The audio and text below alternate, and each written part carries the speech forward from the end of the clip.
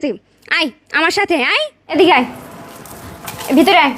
এই তোর কি সমস্যা? হ্যাঁ, তোর গ্রাম থেকে নিয়ে আসছি পড়াশোনা করার জন্য, আর তুই তো পড়াশোনা কিছুই করিস না, খালি স্কুল ফাঁকি দিস। এই তুই যদি পরীক্ষায় খারাপ রেজাল্ট করিস, আমি বাবা আমাকে কি জবাব দিব? হ্যাঁ, এই কথা বলছিস না, কথা বল।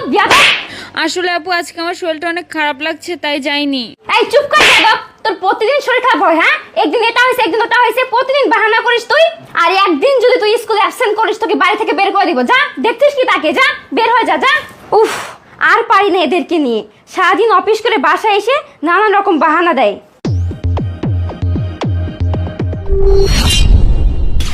আরে শালি, কি অবস্থা তোমার? আরে দুলা ভাই, কি করছেন আপনি এসব? আপু আছে তো। কি করছি মানে বুঝতে পারছো না? আপু তো ঘরে নাই। আপু থাকলে কি এসব কাজ করা যায়? তুমি এমন করো কেন? শোনো, এদিকে শোনো। আপু ঘরে নাই, এখানে বসো, এখানে আসো। আরে শোনো, এখানে শুধু তুমি আর আমি, আর কেউ আসবে না। আর তুমি ভয় পাচ্ছ তোমার আপুকে?